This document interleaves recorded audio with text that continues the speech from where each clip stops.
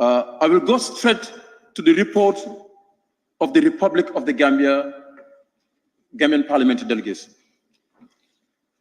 It says, if you look at the report, this is in page 17, paragraph 3.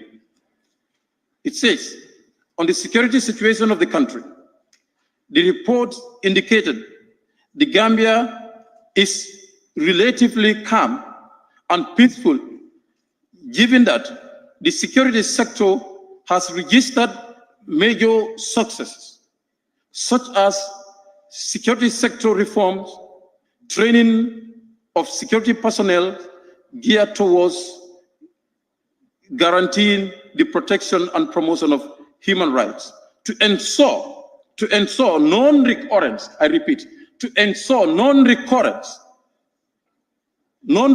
of the violations of fundamental human rights experienced in the last 2 decades. This was stressed, and I underline that.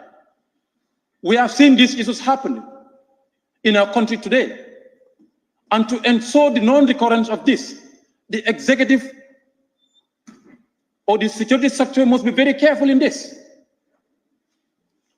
In my deliberation here, sometimes I said, to ensure security of citizens, we have seen one citizen been detained beyond constitutional limit, Mr. Borasisa, beyond constitutional limit. After going beyond that, the person has been taken and thrown in the dirty water. He's the 7th generation of that boy will find that video. That is the most disgraceful thing any daughter or any son would find for your father. Detained beyond constitutional limit, and after that one, you are taken by the security officer who should protect you, and they throw you in the dirty water. And the person has been taken to the court, and the court judged in favor of him. The ruling was in favor of him. And for him to be compensated with $500,000, which means the negligence of the police officer has cost our state $500,000. We sometimes, maybe some people are looking at issues at a narrow perspective, but if you broaden it, you are not just looking at the violation of somebody's right, but the negligence has also cost the state with this much. So when we want to address issues, these things, we have to address them very well. We have seen it in a court here, where people were going to court. A woman, security officer said, this is the lady. And she was flogged there. Where is the security of citizens now? Where is the security of the citizens? We have to deal with things holistically. We cannot do selective justice if we want to address security issues. Honorable Speaker, the next paragraph, when you go under, it says, in the last sentence of that paragraph, it says, the reports revealed that, okay, let me read the entire paragraph. It says, the delegation further informed the parliament that the Gambia, for the first time in its history, in September 2023, registered an unfortunate incident where police officers on duties at Sukuta traffic lights were shot at, causing the death of two. The reports revealed that the suspects are arrested and investigations are ongoing. But this one, plus numerous killings, are done in our country. Yesterday, it has been cited by a member here. A matter of the day has been brought by a government member here in this parliament, where several incidents of killings of innocent citizens of this country were cited in that report. This is not the only matter, but we have several issues relating to the killings and insecurity of the Gambian citizens, and they must be addressed, and the executive must take responsibility to address these issues for us. The executive is the government. Parliament is not the government. That's the mislead people have. We are not a government. By virtue of our constitution, the executive is the government. And that must be clear. They must address, and everyone say, we are all government, everyone is government. Why can't everyone be government? There are people tasked with the responsibility, and constitution recognizes them as the government. Honorable Speaker, thank you very much.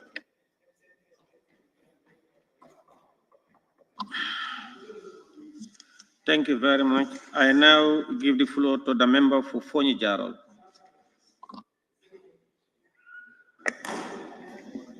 Thank you very much, Honorable Speaker. May I also thank our ECOWAS delegate to the ECOWAS Summit for a very good job done. Well, I don't have any doubt in your representation because you have the competence among the midst that I believe you will deliver to our expectations. Well, my comment is going to be a general comment about ECOWAS. Although I know the report from the Gambia, we may agree or disagree in some areas, but I respect the work that you people have done.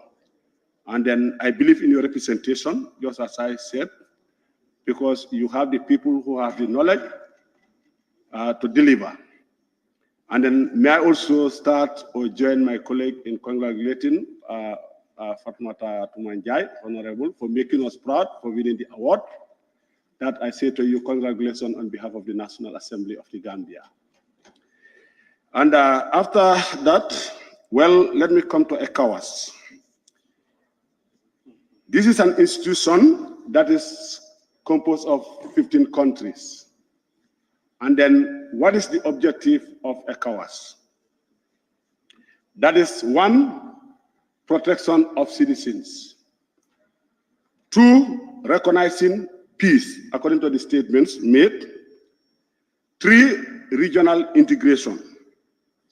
And the protection of our natural resources should be the mandate of ECOWAS. The other one is to establish economic union in West Africa and promote cooperation among countries. But let's look at ourselves. It's not only about making statements at the summit. For example, let's just use Senegal and Gambia as an example when it comes to economic, establish economic union. When on the other side, they can come here, like I always say, like their drivers, their vehicles. Any number can come to this country without any disturbance, without any control. But for us, our vehicles entering in Senegal is controlled. So where is the economic integration? And then we are all part of the ECOWAS body. And then ECOWAS used to be 15 countries. Now it's 12. 3 countries suspended. Why? Because of military coup d'etats. What are the reasons for these military coup d'etats? We don't fight the causes, but we wait to fight when it happens. And then we say sanctions. When we sanction, who suffers? Is it the government that we are sanctioning, or is it the ordinary person who we are sanctioning? You are putting more pressure on that person to create more crimes. We can't recognize peace if you don't accept each other. It's not going to be possible. We can't recognize peace when bigger countries bully smaller countries. We have to be equal in the eyes of the law, and we have to be equal what or who we say we are. Well, if you look at us, those of us in power today, we are the ones who are complaining yesterday. And still Africa has the same complaint.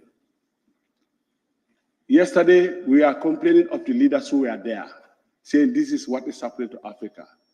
Those who are complaining are the ones today in authority. The same problems continue. Like in the report of Gambia, I don't hear anything like what we call illegal migration, who I always call economic migration. We suffered a lot the past year. How many deaths?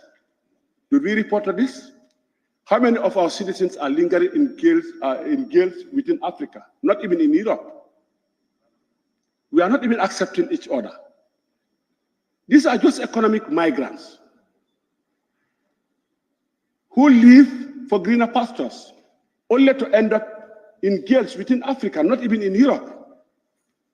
They are suffering in Africa. These are countries who are part of ECOWAS. What is happening?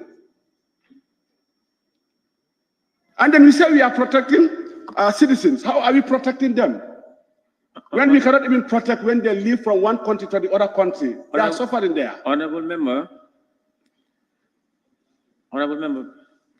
I want to urge members that we debate within the report. You know, it is not an adjournment debate where you have all the latitude to speak anything you want and bring any issues within the universe. Let's debate in accordance with the report, and then we save some of our point for the adjournment debate. Please continue. Thank you very much. Well, you might see that I'm deviating, but I don't think I'm deviating because it is about the institution and then what is object. Okay. Honorable member, please. You know, some members are fond of when speaker make rulings and they challenge and will deliberately refuse to adhere to the ruling. Please, let's refrain from that. Please go ahead, sir. Thank you. According to the report, I had the chairman mention citing EU as an example. Are you going to continue citing EU as the example? Is it not possible that we also do what they are doing? Because they are the same as us. We cannot continue maybe citing them as example, this is what they are doing, this is what they are doing. And then when did we even, when was ECOWAS founded? It was in 1975. 1975 up to date is how many years? Are we progressing? Let's ask ourselves, are we progressing? Are we uniting? This is why I said I'm just looking at the report, the general comment about what the reports are saying here. Are we progressing as a continent, or has the institution is saying regional integration, protection of natural resources? We can't have peace when our people are not at peace. And when I say not at peace, means when they are not feeding themselves, when our resources are not being protected. And the protection starts where? From here up to wherever they are. That's why I'm citing that example, our economic migrants. How many did we lose the past year? The report did not indicate that here. What should we do to combat that? It's all about creation of jobs. And then the other thing that I want to say here is about increase in crime, because this is something that Africa is suffering. And then sometimes, like I said, we wait when things happen. That's the time we take action. I will use Senegal as an example. Looking at the reports here again, what is reported in Senegal? A lot happened. The suppression of the opposition in Senegal. I did not hear it in the report being mentioned. We all know what was going on. So we try to report others that favors government, and then we just forget others that did not favor government. Then how are we going to move? That's what happens here in the reports. Senegal reported what favors them. Gambia reported what favored them. And then the other thing that people are suffering is forgotten. This is not going to take us anywhere. When election time frame was moved, I don't see the condemnation from ECOWAS. Honorable member. I'm looking at the report, please. No, please sit down. Honorable member, you are insinuating, or in fact putting on a Gambian delegation that with their reports only favors government. What they put in the report is not what they are expected to put in the report. Let's refrain from those kind of things. You are provided a report by a whole delegation and debate based on the report. You agree with the report or you don't disagree with, or contribute based on issues. You either contribute your own opinion, but because you want them to put these people are suppressed here, you don't see it there, this is there and there. I don't know what kind of statement is that. Please, honorable member. Please, honorable member. Let's debate the report. Can I observe you? Thank you. Mr. Speaker, I think I've observed that maybe he thinks that the report is our making. The report is reporting what happened at the session. It is not what we want to report or not want to report. Thank you.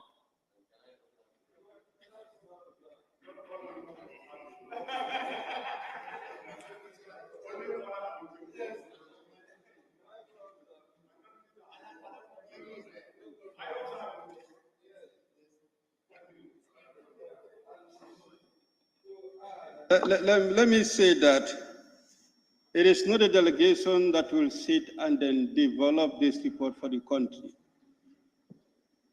ECOWAS will write to all national parliament for the country reports to be submitted to ECOWAS before the delegation will arrive there. Parliament will also write to government, all institutions who report on their sectors. These are sectorial reports. Our duty is to compile them and submit that on behalf of the country. It's a country report. Not is the parliament delegation that prepare it, but the country is the one that is responsible, and all sectors are involved in developing the report. The security part of it, the incident that we quoted happened November, December. That's where we are reporting.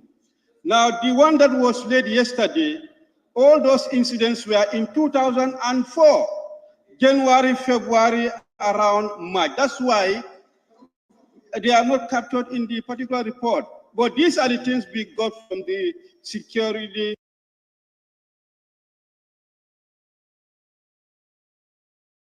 sector as far as what they said are matter that they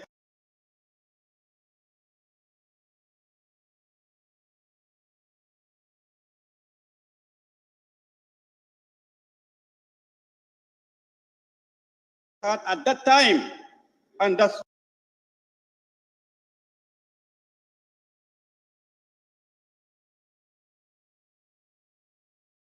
what we reported. I don't have any doubt in your competency. And then I congratulated the honorable member for winning an award for us. He made us proud. And then what I'm also looking at is the objectives and mandate of the institution.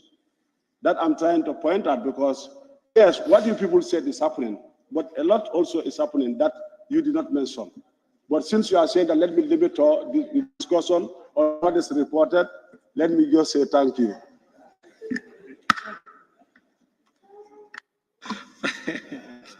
Thank you, member for Nijaro. I now invite the member for Jara West.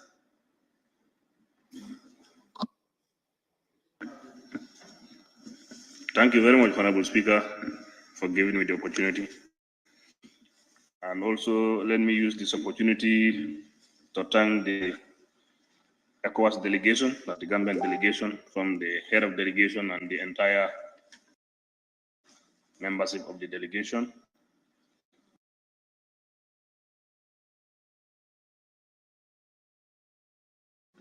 And secondly, our own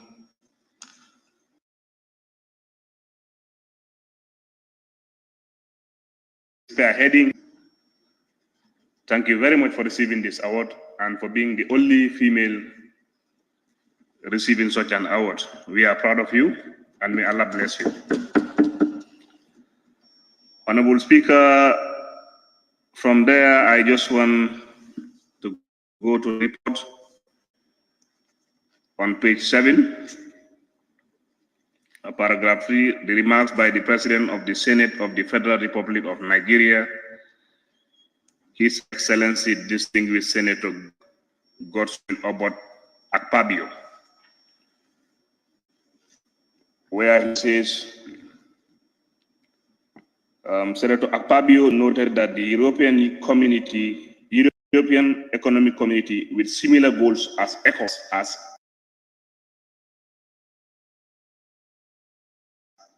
has emerged as a powerful.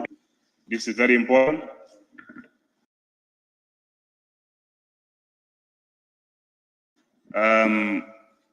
To me, sometimes I feel we are isolated because our dalasi cannot be taken to anywhere. The closest border is Senegal. If you enter the territory of Senegal, just a meter outside Gambia, they will not take the dalasi.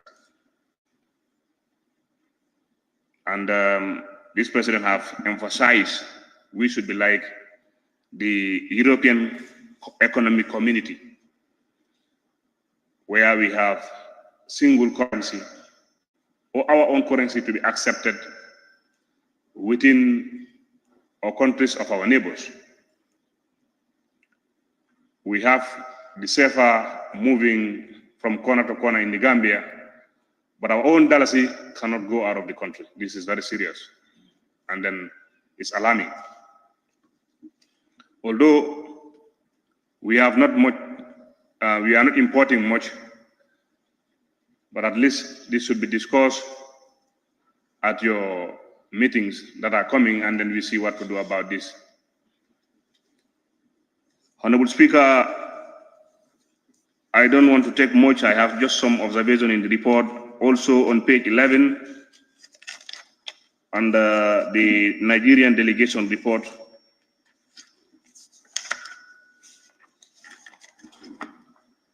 about the Boko Haram insurgency in the Northeast, has left 80% of its displaced population, women and children, with limited option for work and survival.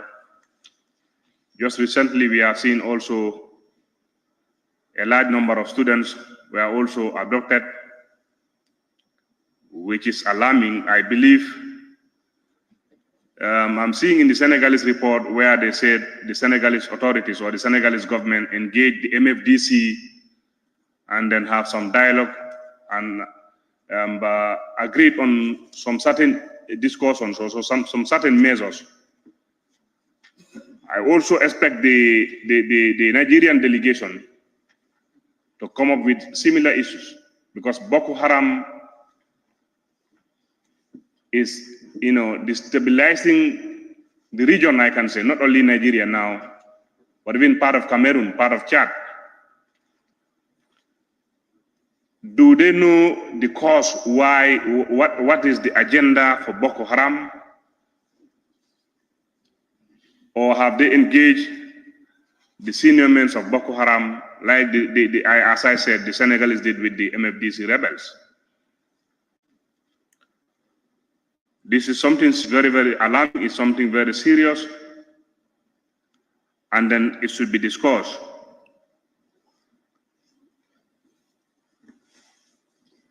Honorable Speaker, and then on the report again on the page 15.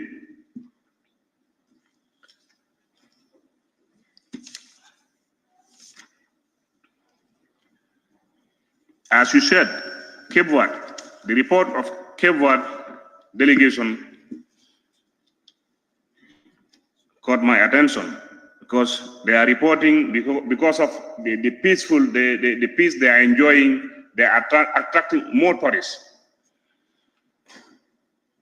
This is very welcoming, but then I think as ECOWAS bloc, we should discuss as brothers and sisters, people of the same culture or people of the same intention, to live freely and move freely without disturbance. But as a Gambian, if you are going to a country, being harassed on documents, this is something that needs to be addressed. We should live as brothers and sisters. On that note, this was my short intervention, and I want to thank the delegation members. Thank you so much. Thank you very much, member for Jara West. I now give the floor to the member for Banjul South. Thank you very much, Mr. Speaker. As part of the delegation, I did not want to intervene, but notwithstanding, I would like to thank everyone because when I received the award, it's because I was sent by the parliament and in extension the country. So I came with the award, I brought it to your office, and I also took it to the office of the speaker and to the office of the clerk. And because I think as a delegation, we were sent to this parliament. And Mr. Speaker, I would ask you to allow me to go through the list delegation of the members and also to remind this August Assembly that a delegation approved here by this August Assembly, even though there was debate and there was some disagreement, but notwithstanding, a list of delegations and committees distributed from 2022 to 2027. And I would an appeal to this Assembly to respect the decisions of the Assembly. Honourable Speaker, point of order. Honourable member, there is a point of order. The member for Opanyomi, can we get a point of order? Honourable Speaker, point of order 29, content of the speech. 1. Every member shall his or her observation to the subject matter on the subject matter on this day is the report of ECOWAS, not the selection of the committees. So the delegation to the ECOWAS committee. Thank you. Thank you. Sustain. Honorable member, let us confine ourselves, and I made the ruling earlier on when some members are kind of trying to go out of the board and in fact at some point criticizing your own delegation, that we should confine ourselves within the report. Have other processes and procedures and even an avenue where we can also like this debate, engaging the office of the speaker, the clerk, on those matters, and also the whole house. Thank you. You may proceed. I mentioned it because I did take you to the committees, but I respect the decision of your polling that, Mr. Speaker, if you go to the election of the executive, I think it's a great honor for Gambia or myself to be unanimously elected Secretary General of the Female Association of the ECOWAS region. And that position, country-based, it is because of my diligence and the work that I've done. There are 115 members of the ECOWAS Parliament. I am not the first female in the ECOWAS. Like you have seen the report, I am the only female that received that award according to this report. And I will say I'm the best, but it's because of effort. It is clearly stated, Honorable Speaker. And Honorable Speaker, it says because getting resources. And because of efforts, it was the first time the ECOWAS Parliament allocated resources for ECOWAS, which is the female, because that is one of the things I was in that award. And also, the mover of also reported that Sierra Leone increased female members to 40. That was because of efforts we had done in this country, because we shared, if we remember in February 2022, the attempt to change it, to amend the constitution was shared amongst ECOWAS. That report, that initiative was taken by Sierra Leone and how they achieved. So that was part of this assembly. So efforts should be looked and be little by our country. And Speaker, that is my vision. Thank you. Thank you very much, Member Banjul sir, and Mr. you and to best of what pride, the governor, Justin was, and when you in office, it's an honor to receive the support from you and all members of the speakers. We congratulate you. And, we of luck. We continue to flow on ambience. They are given respect to be equal, and that we are representing the country. Of course, the ECO FIFA.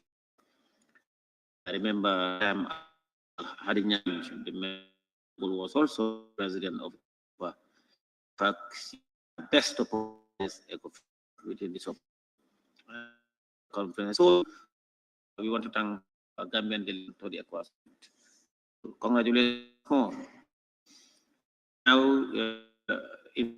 the ultimate leader and for all in. Thank you so much, Speaker. Also join my thank the of the to the Parliament, the majority. Of course, the leader for Gambia, very important. If anybody else are the delegation out of it to represent, we know how it is in such an occasion. Not only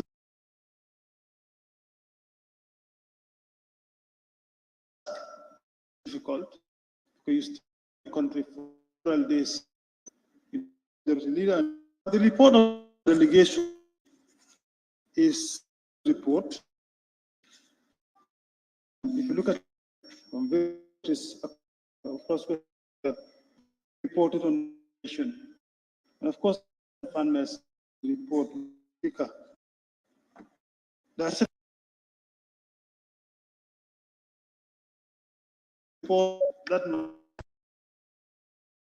concern member, and of course, they are highlighted. When report I look that I build interest on, that is to look at the gender part of parliaments across West Africa.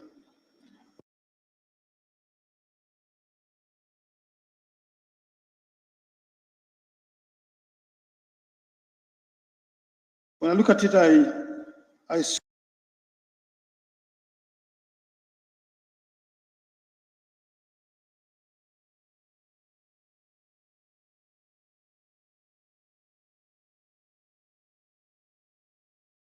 saw Cape Verde as a country has,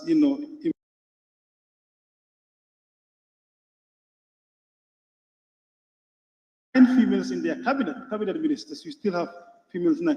Just to ensure that,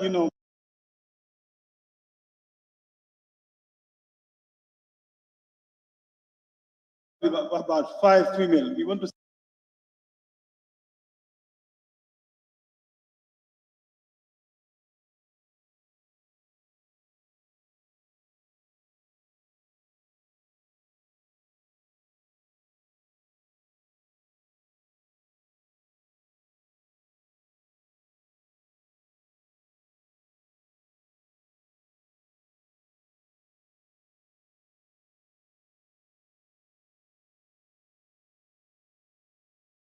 a lot of them. Honestly speaking, what happened here yesterday caught my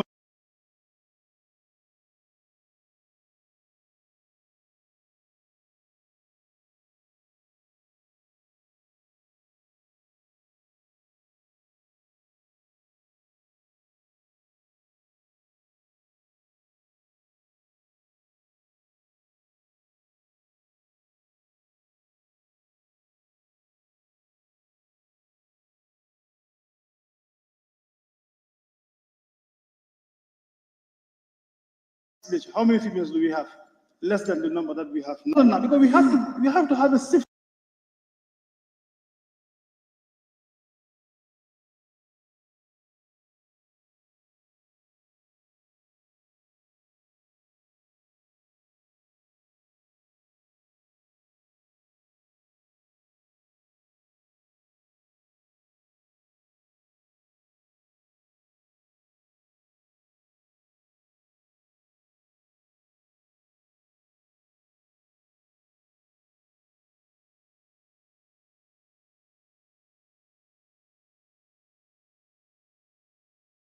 now.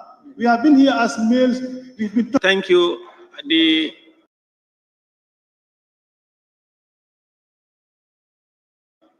Thank you. Order, please. Decorum. Chief Whip.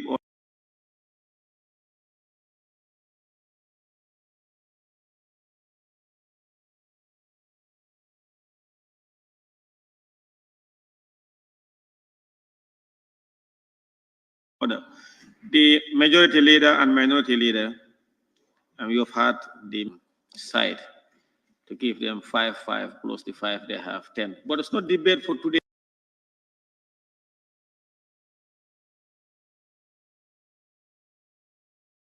Okay, please. Thank you very much, the delegation for the ECOWAS committee or the ECOWAS parliament, through the head of the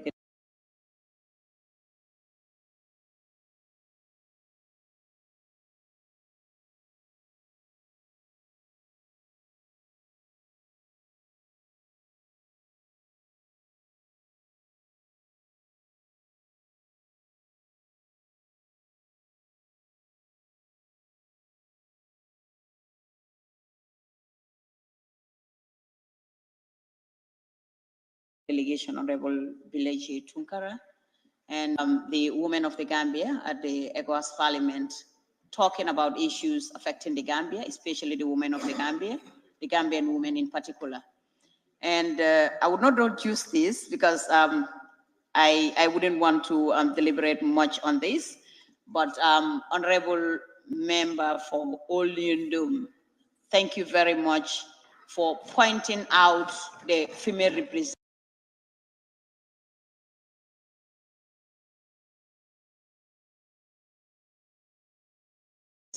at the Parliament of the Gambia, which definitely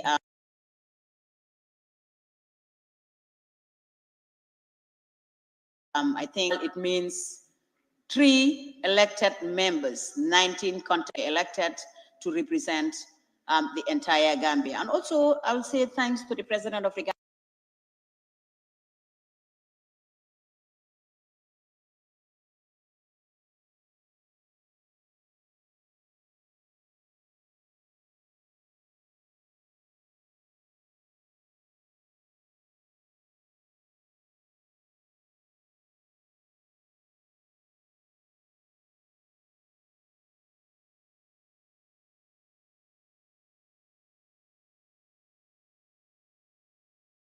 for every nominee legislature, it has decreed to 1, and who knows what will happen the next time. So I will, as I said, I will not deliberate more on this, but this is the very point that I would like to talk, and I would not do justice without talking about this particular point. We need all your support. We need the support of the men of the Gambia Parliament, and of course, we need the support of men entirely the Gambia, at least for more female representatives in the Gambia. At least when we have 10, we will be satisfied. As alluded by the honorable member of Oliundum constituency, that what happened here yesterday, definitely it's sad. Women crying, women standing for themselves when, no, you can't observe me, my brother, thank you. Thank you very much. So we need more female. In short, we need more female representation, at least for us to be the voice of women in the Parliament of the Gambia. And we cannot do that without highly representing. Of course, maybe it cannot be more than. We'll even be glad if it is more than men in the Parliament of the Gambia. Of course, that will say, because as women of the Gambia, when you think of the population of the women in the Gambia, it's higher than that of the men in the Gambia. But then if we cannot be equal in the Parliament of the Gambia, but at least we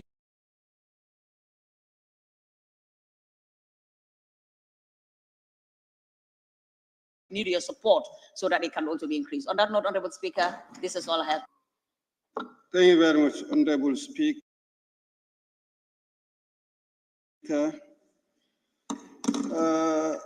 Being a member, briefly, I'll just respond to a few issues before the mover can come in. Regarding the female representation, comparison has been made. What made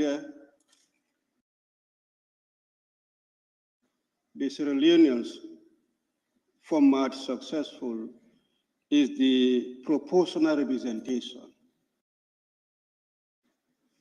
And I'm not so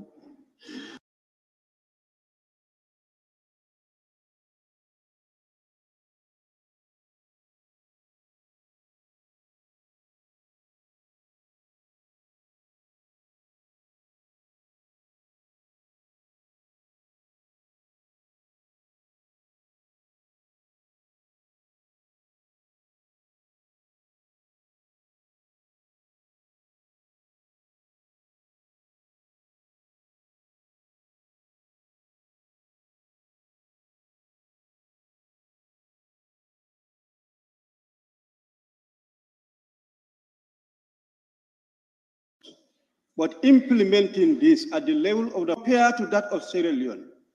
You go to Liberia, it's not reflected here. Liberia also have the same, just like us, they have very good laws to promote female participation in party politics. But because of the system, women were not forthcoming to apply.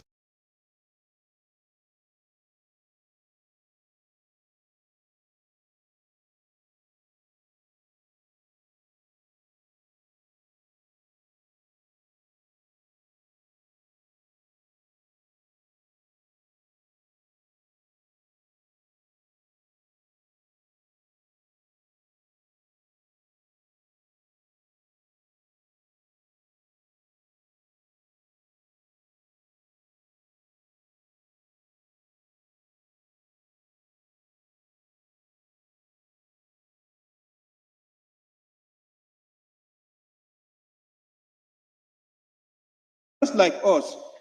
And that's why they also cry that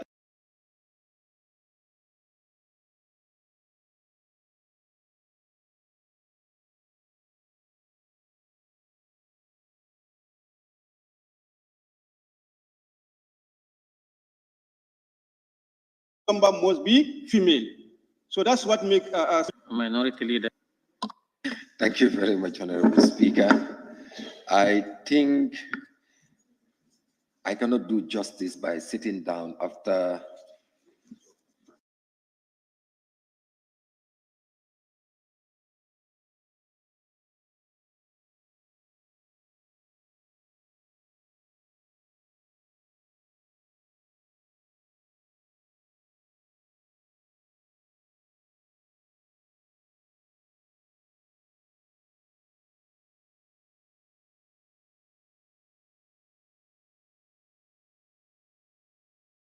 listening to the majority leader, my senior, not only for herself, but for the entire nation and by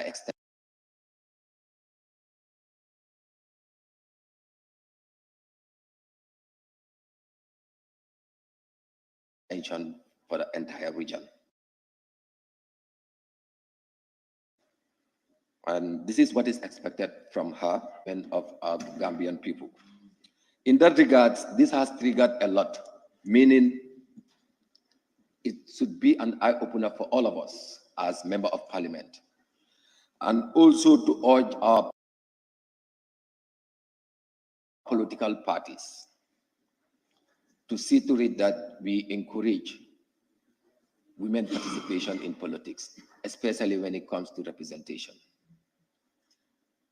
Because she has already led the way to prove in representative positions.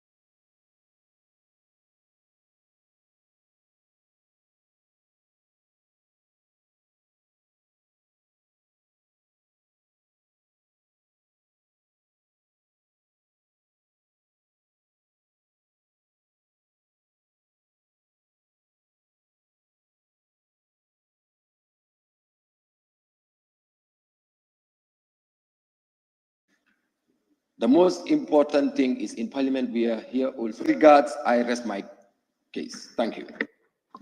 Thank you, Honorable Member for Banjul North, for the contribution.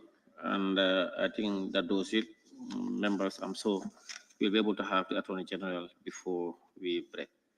I now invite the mover of the motion to respond to issues raised and wind up the debate. The member for Kantora and Majority Leader. Thank you very much, Honorable Speaker, for giving the floor once again to report to issues, concerns, and clarification as well. So I want to thank the Honorable Member for Opa Fladu West. He praised the report and thanked the delegation as well as for salutation and congratulations to Honorable Member for Banjul South. Member for Kiang did capture a statement made by the President of the Commission, His Excellency Dr. Omar Toure, that, Kiang West, that unconstitutional change of government, term limits the role of ECOWAS Parliament. Probably he did not really comprehend. It's a theme in terms of advocating not only ECOWAS Parliament, but national parliament, playing their role to advocate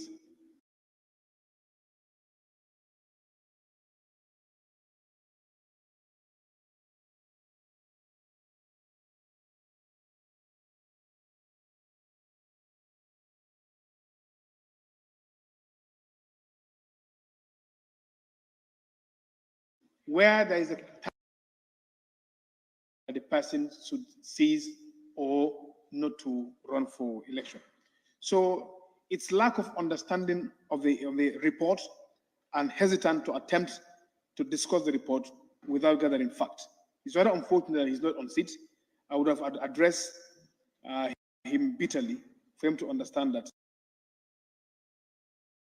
is a theme selected for discussion by Parliament.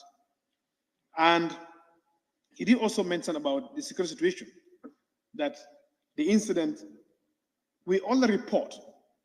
I want him to learn that reporting ECOWAS Parliament will report current issues. The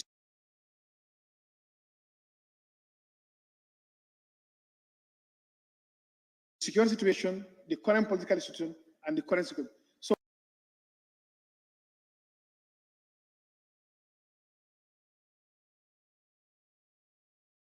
because as of the time you go in, it didn't take place, or the security did not report.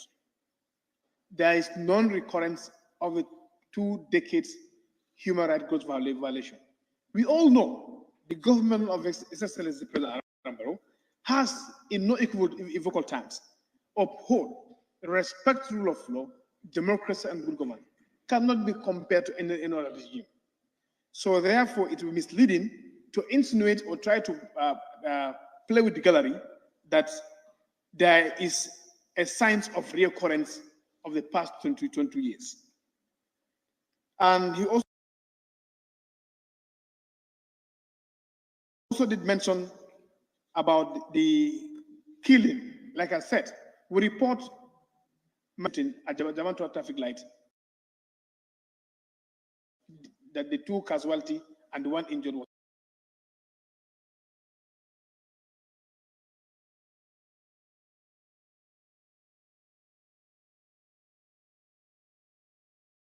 reported as at the time of reporting.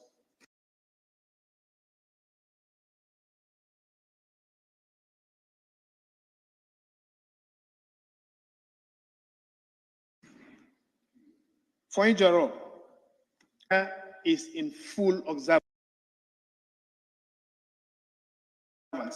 of this protocol called free movement of goods and persons. And he said, why coup d'etat? All of us are looking for those answers. It's not one factor. It's a multifaceted issues that lead to coup d'etats. So, but then what is incumbent of Parliament is that we talk about it, we discourage it, and we condemn unconstitutional of coup d'etat, as this parliament has done it a few months ago. He also talked about migration. Like I said, a reporting format of ECOWAS doesn't factor issue of migration. It factors political situation, security, and economic situation. So these other issues are very pertinent. It could come as a matter of the day of discussion at the floor of the House. But what we lay there, the reporting format is what we report. So not to downplay that issue of migration is a concern. It's a great concern, and the government is really concerned, and it's doing every effort to mitigate the menace of illegal migration. Yes, the EU was an example that the EU, if they could get it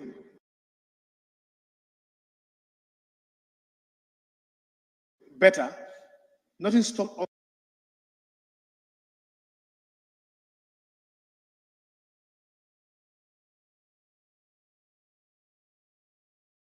also from doing it more than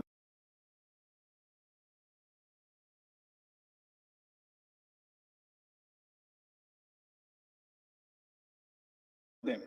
The issue of visa-free, common passport. You cannot leave behind common currency. This will enable us for us to integrate more. The member for Jara East, Jara West, did mention about if you leave the sort of Gambia, your dollar cedis cannot be used again. So the advocacy continues for us to have a single currency. Yes, and the member for Jara West, that takes me down to you. Thank you so much for supporting. And of course, felicitation for the member of Banjul South for the award. Of course, it said the same thing. Senator Pabio's statement was making the correlation that is the same integration process in EU, and it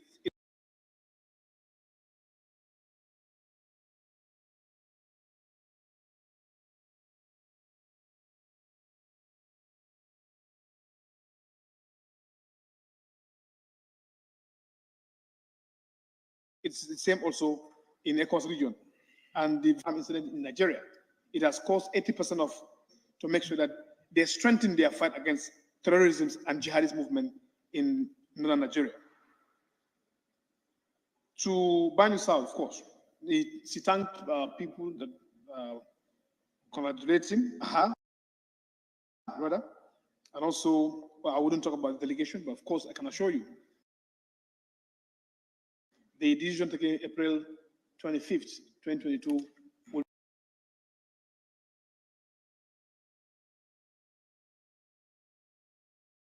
be respected as far as this parliament resolution is concerned, and until they have representation. So saying that the position is not country-based, I wouldn't buy into the idea. All Yundum, of course, gender, I couldn't agree with you more. I'm in total, I agree with you in total about the gender issue here, and we must work hand in glove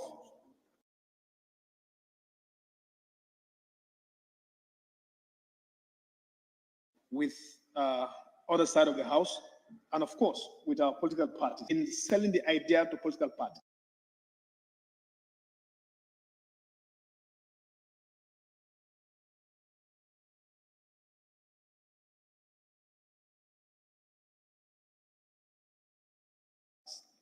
Political parties are the entry point of addressing the gender representation. So once they begin to put in our number of female representation in our parliament, however, the delegation maintained that there is gender representation in the composition of the delegation. Silent mentoring, of course, I think committed as a political party in government, making sure that the issues of women are of paramount importance to us. And that is why His Excellency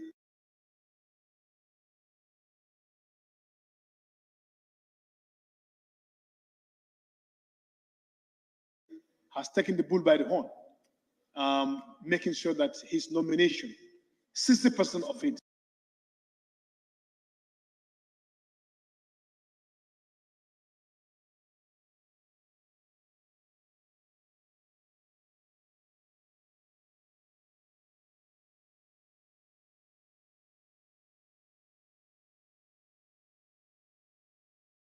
He respects the leadership of women.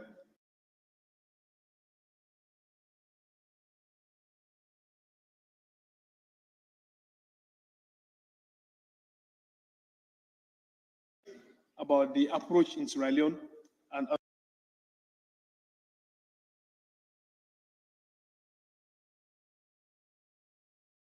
other countries.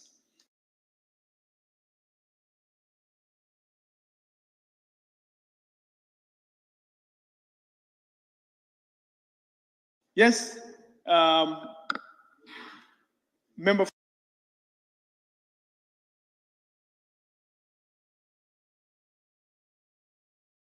She's a female. If you go to the mission, a lot of female representation. The current ambassador of UK is female. The values and principles of gender empowerment in this country. Of course, security remains as an issue.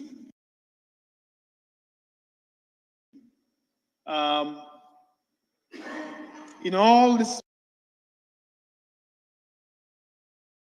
country report, you've seen that security become an issue of terrorism attacks, ranging from Casamas going forward. So it's a cause for concern.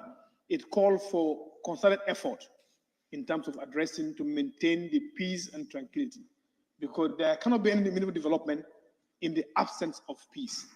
And security goes a long way to distort development in any country.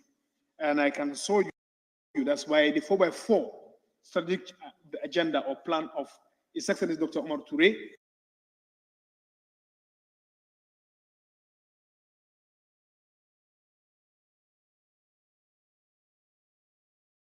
President of the ECOWAS Commission did emphasize. I also thank you so much. Yes, I thank you so much for indulgence. And also my attention has been drawn to the issue of single currency. We are working towards realization.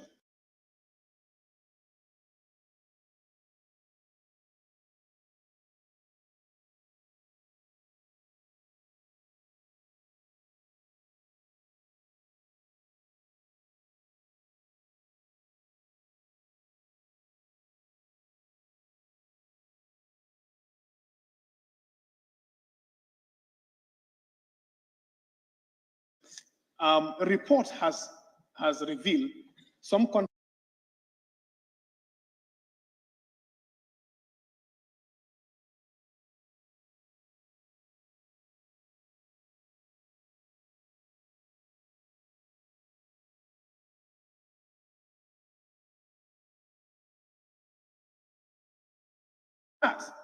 and others will follow suit wherever. For responding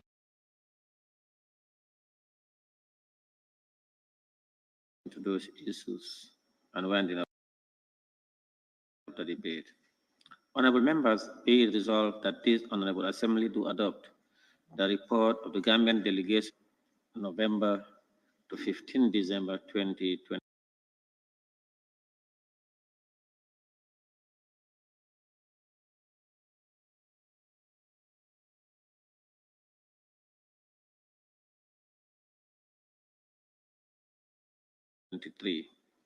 Those in favor, please say aye.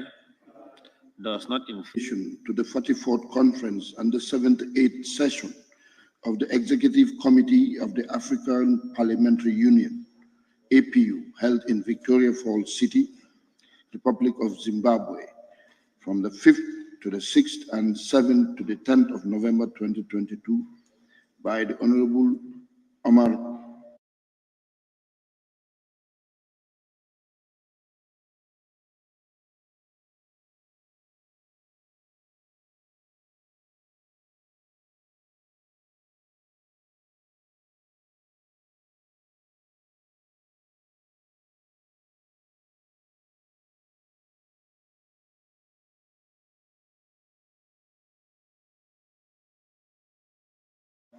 Dabo, member for Oponyomi, which was held in Victoria Falls, Republic of Zimbabwe, from the 5th and 10th of December 2022. Honorable Speaker, the report seems to be somehow bulky, but we will endeavor to bring the most salient points for the honorable members' consumption. So we will start with the background brief. Thus, the African Parliamentary Union, APU, is a continental interparliamentary organization set up in Abidjan on the 13th of February, 1976. APU goals to promote unity of actions among parliamentary institutions of all African states, to dedicate APU as a forum of national parliaments of the African continent as instrument of dialogue and parliamentary cooperation in the service of peace, democracy, good governance, and sustainable development, to strive for the systematic establishment of an authentic law-based African community founded on the political, economic, social, and cultural realities of the continent, to encourage contacts among African parliamentarians,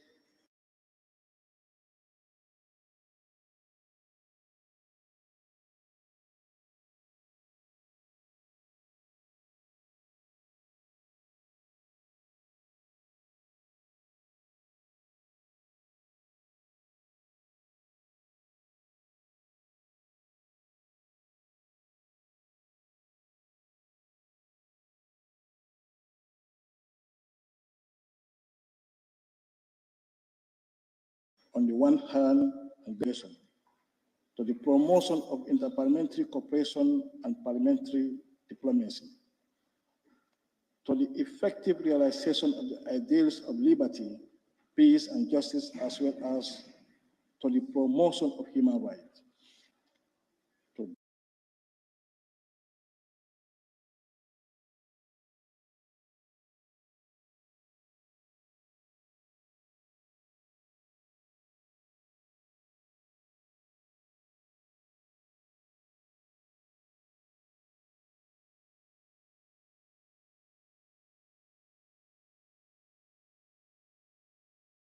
Deepen the concept of democracy and to peace, democracy, good governance, sustainable development, social progress in Africa.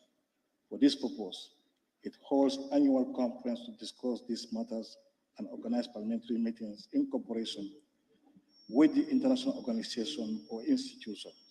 At present, 41 national parliaments are members of the APU. The working language of the APU are English, Arabic, French, and Portuguese. The African Parliamentary Union has become a privileged venue for parliamentary dialogue and actions in Africa. The subject and the content of the resolutions, as well as the relevance of the recommendation adopted at each conferences, shows its commitment to all that can contribute to the realization of a sustainable development in Africa based mainly on security and peace, prevention of conflict, human rights and democracy, participation of women, good governance, fight against poverty and against corruption. In addition to its conferences, the APU, in partnership with the Arab Inter-Parliamentary Organization, organized every 2 years the Afro-Arab Parliamentary Conference, Union, the latest of which, the 14th conference, took place in Abidjan, Cote d'Ivoire, in May 2016. The African Parliamentary Union works with international organizations and national parliamentary for promoting peace, democracy, and sustainable development in African countries, especially through the organization of thematic conferences and information and training seminars for parliamentarians. The APU headquarters is in Abidjan. The headquarters agreement was signed on January 7, 1983, between the Republic of Cote d'Ivoire and African Parliamentary Union. Honorable Speaker, we go to the introduction. The 78th session of the Executive Committee of African Parliamentary Union, APU, was held in Victoria Falls, Zimbabwe, from 5th, 6th, and 7th, 10th of November 2022. In the chair was Mr. Mohammed Ali Hamed, Speaker of the National Assembly of the Republic of Djibouti, Chairperson of APU Executive Committee. He was flanked by Mr. Jacob Mandela, Speaker of the National Assembly of Zimbabwe, Mr. Membe Kinonoma, President of the Senate of Zimbabwe, Mr. Alfred Okoy Van de Puji, Member of Parliament of Ghana, Rapporteur of the Executive Committee, and Mr. Gado Abubakar Idi, Secretary General of APU. Representatives of the following parliaments took part in the meetings: Algeria, Burundi, Cameroon, Central African Republic, Chad, Cote d'Ivoire, Democratic Republic of Congo, Djibouti, Egypt, Gabon, Gambia, Ghana, Guinea, Mali, Morocco, Niger, Nigeria, Rwanda, South Sudan, Togo, Uganda, and Zimbabwe. The Parliament of Eswatini participated in the session as an observer. Honorable Speaker, the opening session. The President of the Senate of Zimbabwe and the Speaker of the National Assembly of Djibouti, chairperson of the Executive Committee, addressed participants at the opening session.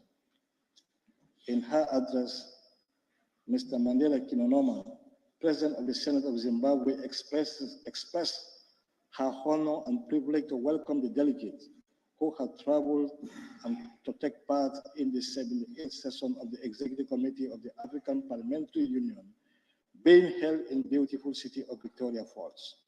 She also expressed on behalf of the Zimbabwean people, the government and parliament, and on her own behalf, her deep gratitude for giving Zimbabwe the opportunity to host this event, which is a great source of pride for the nation. The presence in Zimbabwe of the African parliamentarian was a sign of their commitment to APU, an appreciation of Zimbabwe's commitment to peace and stability in Africa. The president only strengthened Zimbabwe's resolve to contribute more to the fight against social terrorism.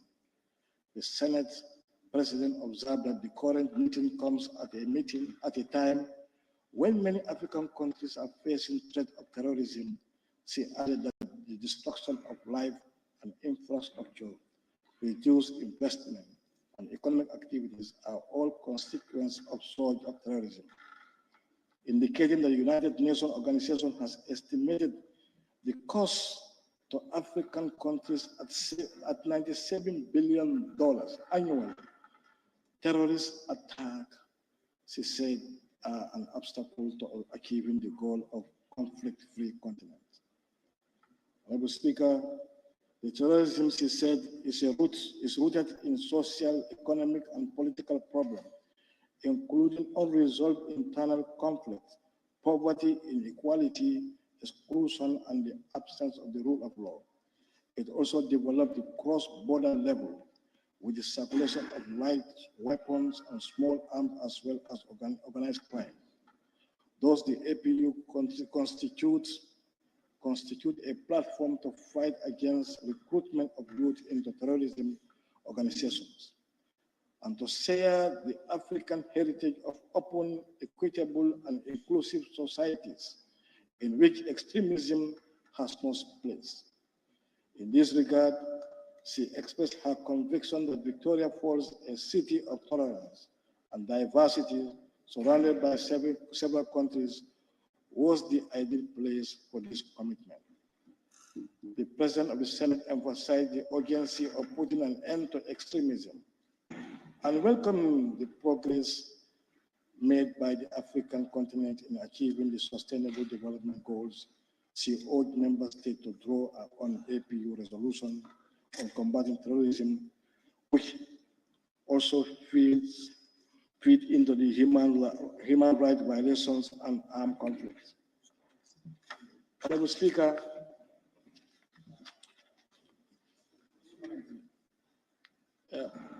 firstly, we will take the floor.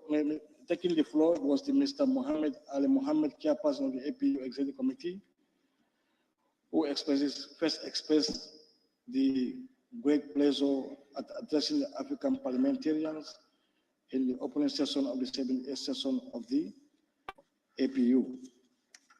Honorable Speaker, the rest I will leave it to the honorable members to go through and agree themselves with what has been entailed in the opening session of the APU. So from there, we will move to the consideration of the agenda. This were the agenda that were discussed in the meeting. That was page 8, 4.1, consideration of the agenda items.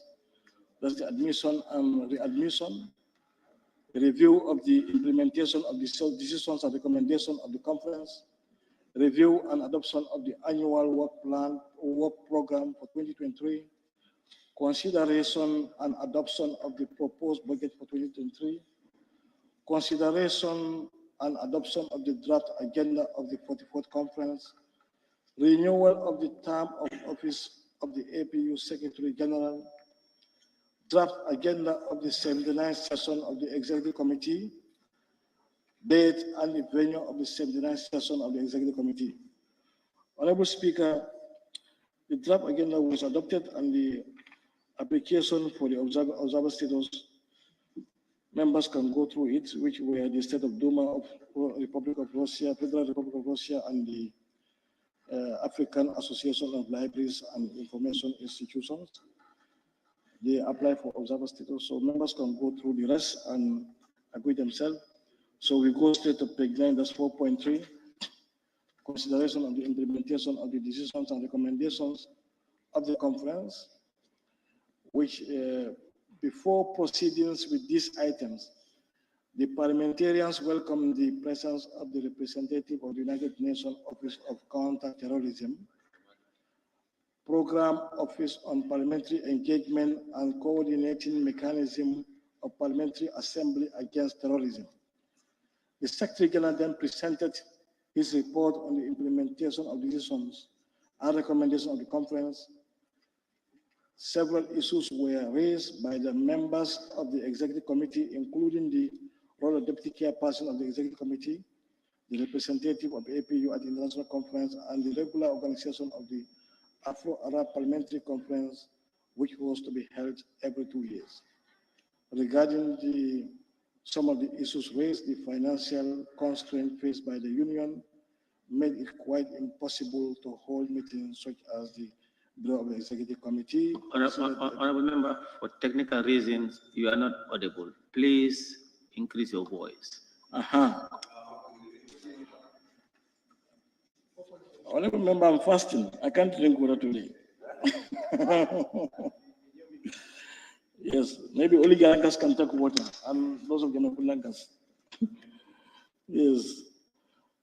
Honorable Speaker, at the end of this discussion, the Executive Committee approved the report on the implementation of the decision and recommendation of the conference. Then the annual work program 2023 4.4, I will leave it for the honorable members to go through it and digest it. And then,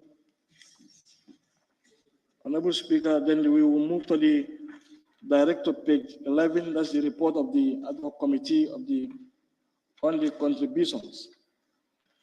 The chairperson of the Executive Committee, before moving on to the next item on the agenda, invite Mr. Tafanana Zulu, Zimbabwe, rapporteur of the ad hoc committee on membership contribution to present the report of that committee.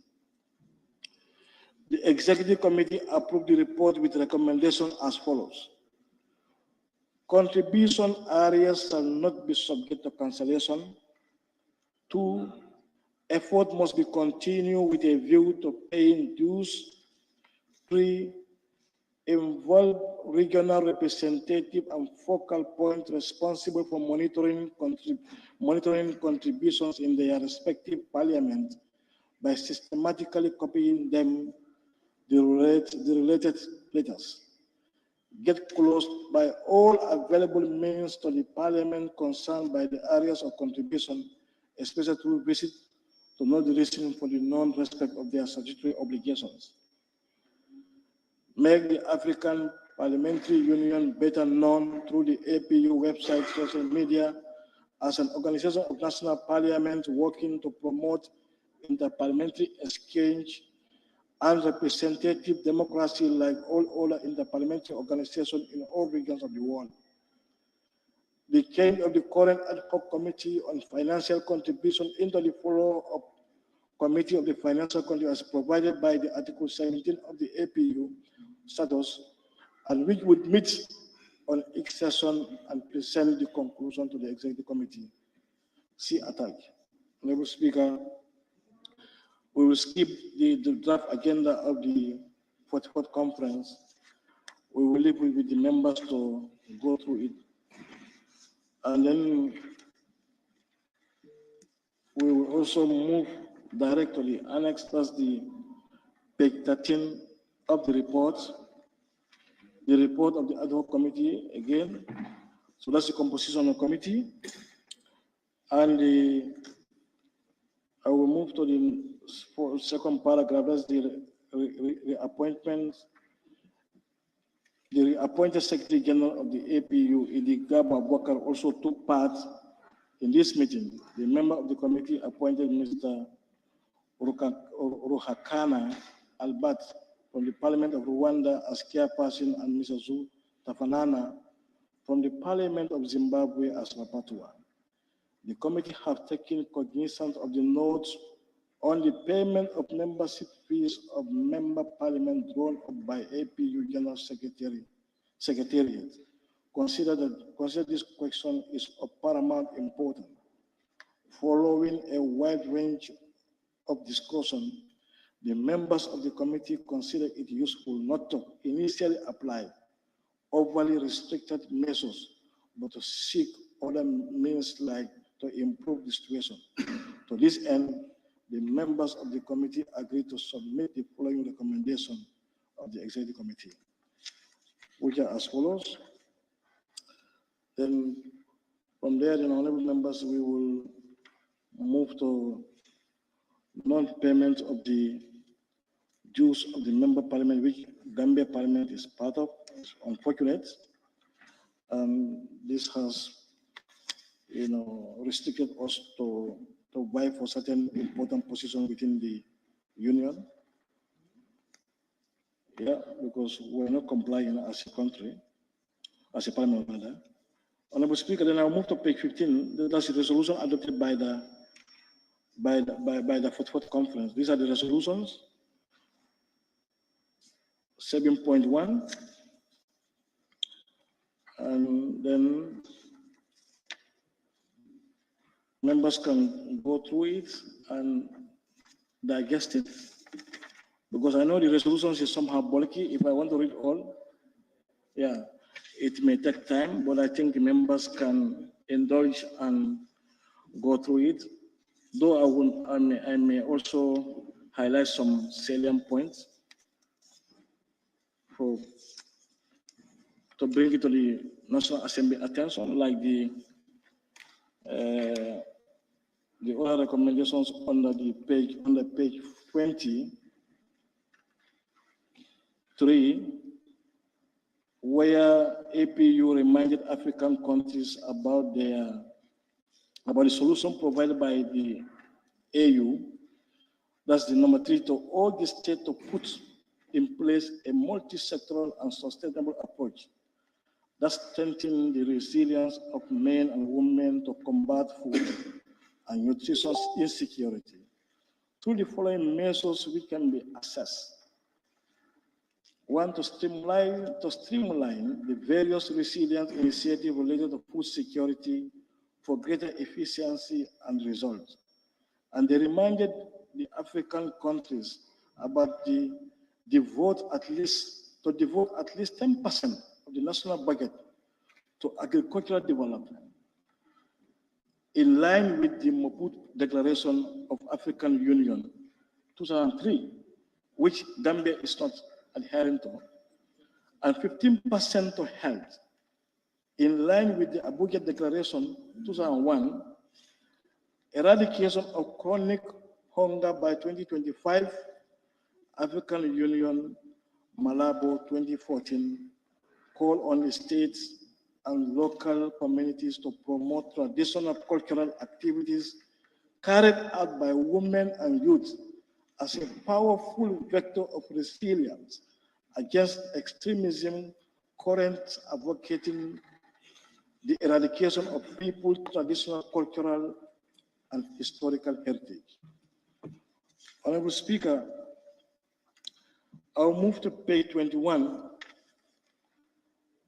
or 11 under the recommendations.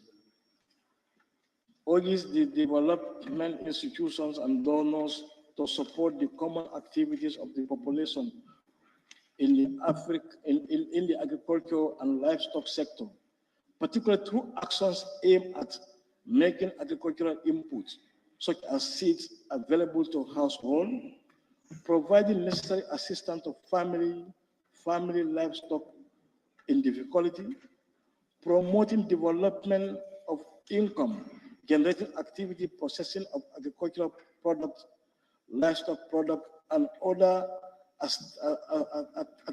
artisanal activities. That's sufficient.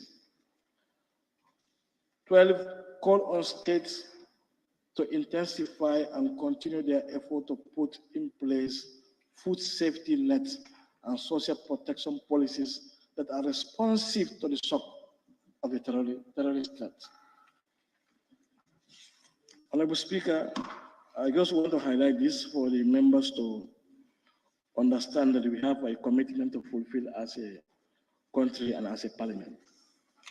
And 7.3, that's the page 22, the role of African women in combating terrorism and violence extremism. The Committee of Women Parliamentarians of the African Parliamentary Union meeting on the 8th November 2022 in Victoria Falls, Zimbabwe. Unfortunately, in the delegation, there is no female parliamentarian. Considering that the role of African women in the fight against terrorism and violent extremism on the continent is paramount, noting that a better understanding of the causes of this surge and method of oppression of extremists will make it possible to find creative approaches to combat phenomenon.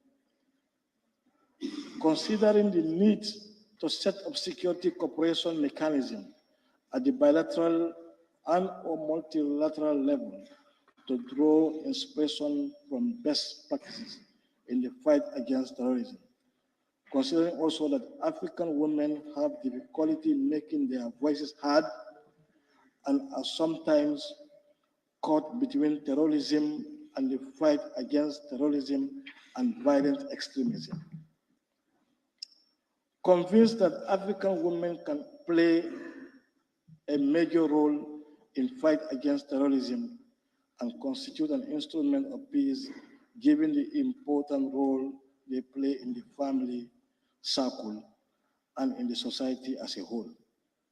Aware that African women are called upon to strengthen their involvement in civil society, as well as the cultural and social organizations that promote culture of living together and tolerance. Regarding Resolution 2242/2015 on women, peace and security, counterterrorism and countering violent extremism, adopted by Security Council at its meeting of 13th of October 2015, taking into account the 3 areas of focus of 2016 International Women's Day on the context of increasing radical and violent extremism.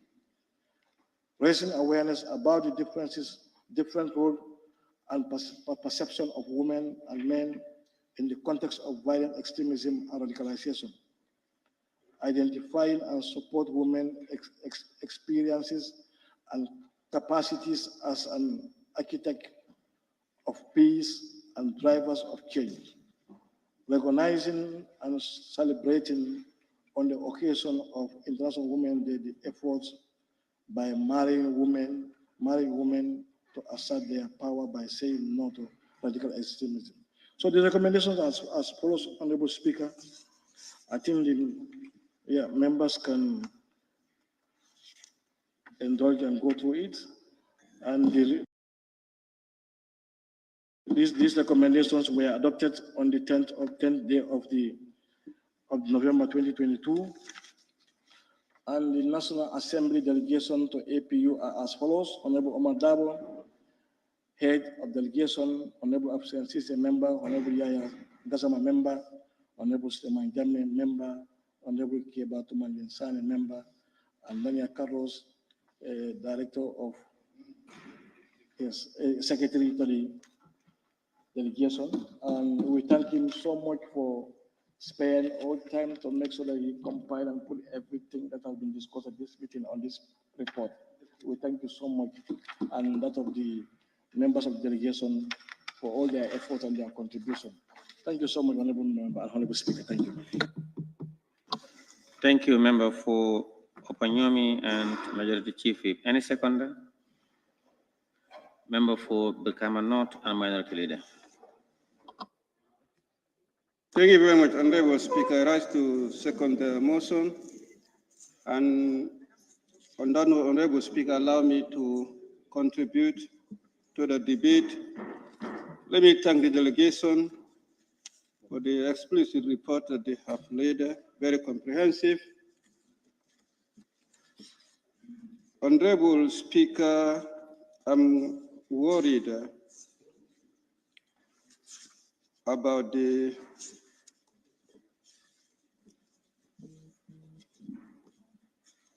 African Parliamentary Union when we have contributions not forthcoming from the member states. And this is what the Parliament or the Union can rely on in order to effectively function. 2017, 46%, 18, 54. Honorable Speaker, I think I have to rectify the title mentioned to the Daniel Carlos, the Deputy Clerk for Legislative Business and Programs. Not director. Yes. And the Secretary to the committee. Thank you. Delegation. Thank you. You are baffled by the D. Thank you very much. To continue, 2019 48.8 and 2049.17, 2021 46, only 2018 precisely over 50%.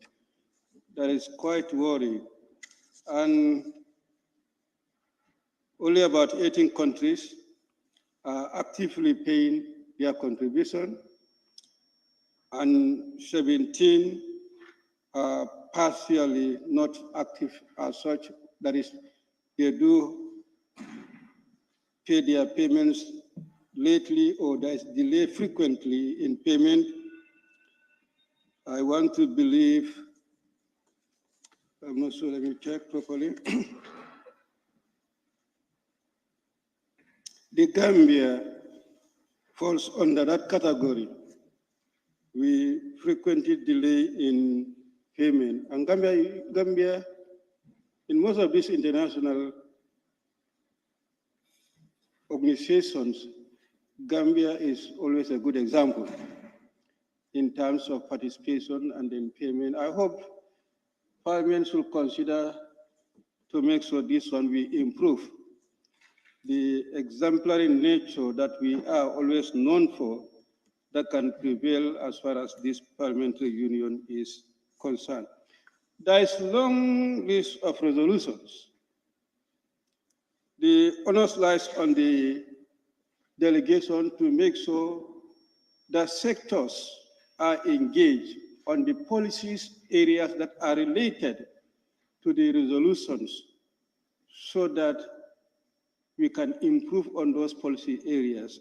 Where we don't, then we can be able to see how best we can incorporate them. Precisely, that's the contribution I have. On that note, I thank you. Thank you very much, Honorable Member. It has been moved and seconded that this Honorable Assembly to consider the report of the National Assembly delegation to the 44th Conference and the 78th session of the Executive Committee of the African Parliamentary Union held in Victoria Falls City, Republic of Zimbabwe, 5th to 6th and 7th to 10th November 2022. Chair, I'm not sure, 5th to 6th of which month?